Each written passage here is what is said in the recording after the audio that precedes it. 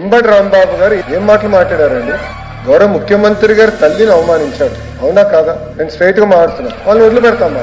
అధ్యక్ష, మా సొంత కార్యకర్త భారతి రెడ్డి గారి గురించి మాట్లాడితే ఇమ్మీడియట్ గా మేము యాక్షన్ తీసుకున్నాం. జైలుకి వెళ్ళాడు అధ్యక్ష, రిమాండ్ మేము పంపించాం అధ్యక్ష. అది మాకు ఉన్న చిత్తశుద్ధి. ఒక మహిళ గురించి ఎవరైనా మాడితే మేము ఎమోషనల్ అవుతాం, మీరు ఎక్కడ అవ్వట్లేదు. మేము ఒక్క నిమిషం మాజీ ముఖ్యమంత్రి గారు ఏం చెప్పారు? అక్కడికి వెళ్ళి 2 చిన్న మాటలు చెప్పారన్నారు. మీకు తెలియపోతే మీరు బయటకు వెళ్ళొచ్చు. ఆయన ఏమన్నారు? 2 చిన్న మాటలు చెప్పారంట. ఒక తల్లిని అవమానం చేస్తారు, 2 చిన్న మాటలు ఉంటాయి మీకు, చిన్న మాటలు ఉంటాయి మీకు. సొంత తల్లి చెల్లిని గౌరవించడం మీకు అలవాట్లు ఎత్తవచ్చు. మాకుంది బాధ్యత, మా పైన ఉంది. ఒక్క మహిళ జోలికి ఎవరు వెళ్తే వదిలిపెట్టాం మేము. అది మాకున్న సంస్కృతి. అంతేగాని మీరు సమర్థించి ఏవో క్షమాపణ అడిగారని బాస్, ఒక తల్లి జోలికి వెళ్తే ఎవరిని వదిలిపెట్టాం. టేకెట్ ఫ్రమ్ us. ఎవరిని వదిలిపెట్టే ప్రసక్తే ఉండదు మా దగ్గర.